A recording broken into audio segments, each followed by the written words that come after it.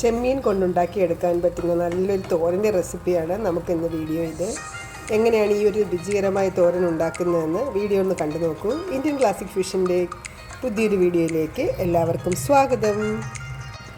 Prawns തോരൻ ഉണ്ടാക്കാനായിട്ട് ഒരു pan ചൂടാക്കി അതിലേക്ക് വെളിച്ചെണ്ണ ആദ്യം ഒഴിച്ചു കൊടുക്കണം.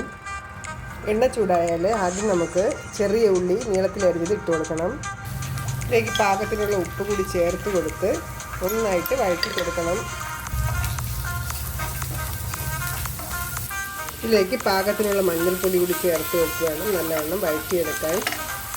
ഇതിലേക്ക് ഈ ഒരു അളവിലുള്ള ചെറിയ കഷ്ണം ഇഞ്ചിയും വെളുത്തുള്ളിയും പച്ചമുളകും കൂടി ചതച്ച് ചേർത്ത് വഴറ്റണം.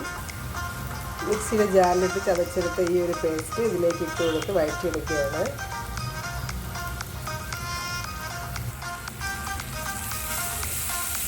ഇതിലേക്ക് പച്ചമണം നന്നായിട്ട് മാറ്റിയിട്ട് വേണം നമ്മളിതിലേക്ക് പ്രോൺസ് കഴുകി വൃത്തിയാക്കി വെച്ചിട്ടുള്ള പ്രോൺസ് ആഡ് ചെയ്ത് കൊടുക്കാൻ.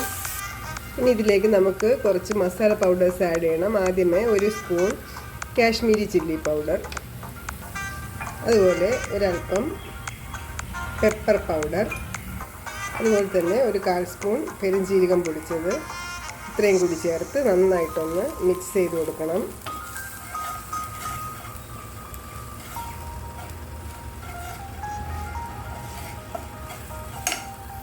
ഒരൽപ്പം കറിവേപ്പില കൂടി ചേർത്ത് കൊടുത്ത് വഴറ്റാം.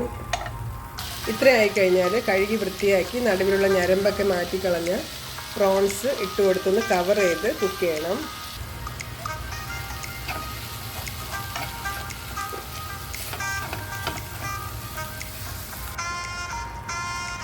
നമ്മൾ ഇഞ്ചി വെളുത്തുള്ളി ചതച്ചെടുത്ത അതേ ജാറിലേക്ക് 1 കപ്പ് നാളികേരവും ഒരു 1/4 സ്പൂൺ മുഴുവനേടുള്ള നല്ല മുളകും, അതുപോലെ വലിയ ജീരകം ഒരു 1/4 സ്പൂൺ വലിയ ജീരകവും ഇട്ട് ഒരു 1/4 സ്പൂൺ കാശ്മീരി ചില്ലി പൗഡറും ഇട്ട് ഒന്ന് ചതച്ചെടുക്കണം.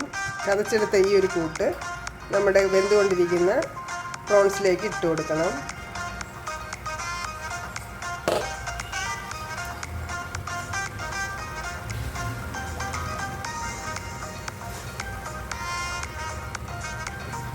ഇനി ഈ മിക്സൊക്കെ കൂടെ ചേർത്ത് നന്നായിട്ടൊന്ന് ഇളക്കി കൊടുത്ത് ഒന്നുകൂടി ഒന്ന് അടച്ചു വെച്ച് കുക്ക് ചെയ്യണം.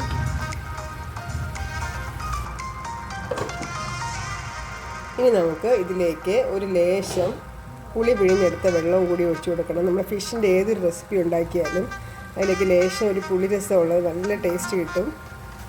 ടേസ്റ്റ് ചെയ്ത് നോക്കിയപ്പോൾ ഒരല്പം ഉപ്പ് കുറവ് തോന്നി, അതുകൊണ്ട് ഒരല്പം ഉപ്പ് കൂടി ഇട്ട് കൊടുക്കുകയാണ്. ഇനി നമുക്കിതെല്ലാം കൂടി ഒന്ന് മിക്സ് ചെയ്ത് കൊടുക്കാം. നമ്മുടെ കൊഞ്ചും അതുപോലെ തന്നെ അരപ്പും ഒക്കെ നന്നായിട്ട് വെന്ത് കഴിഞ്ഞാൽ കുറച്ച് നേരം തുറന്ന് വെച്ച് നമുക്കിതിലുള്ള വെള്ളമൊക്കെ ഒന്ന് ഡ്രൈ ആക്കി നന്നായിട്ടൊന്ന് ഒരു ഫ്രൈ രൂപത്തിലാക്കി ഒന്ന് എടുക്കണം. ഇത് വെള്ളത്തിൻ്റെ അംശമൊന്നും ഒട്ടും ഇല്ലാതിരിക്കുന്നതാണ് ഈ ഒരു തോരൻ്റെ കാണാൻ നല്ല ഭംഗിയായിട്ടിരിക്കുന്നത്. അതുകൊണ്ട് നമ്മൾ ഇതിൽ ചേർത്ത് കൊടുത്തിട്ടുള്ള നാളികേരമൊക്കെ നന്നായിട്ട് ഡ്രൈ ആയിട്ടുണ്ട്. അപ്പോൾ ഇങ്ങനെയാണ് നമ്മുടെ തോരൻ ഉണ്ടാക്കിയെടുക്കുന്നത്. അപ്പോൾ ഈ ഒരു രീതിയിൽ ട്രൈ ചെയ്തിട്ടില്ലാത്തവർ ഇങ്ങനെയൊന്ന് ട്രൈ ചെയ്ത് നോക്കണേ. അപ്പോൾ ഈ സിമ്പിളായിട്ടുള്ള വീഡിയോ എല്ലാവർക്കും ഇഷ്ടമായെന്ന് വിചാരിക്കുന്നു. മറ്റൊരു റെസിപ്പി വീഡിയോ ആയിട്ട് ഉടനെ കാണാം. വീഡിയോ കണ്ട എല്ലാവർക്കും thanks for watching. Keep watching.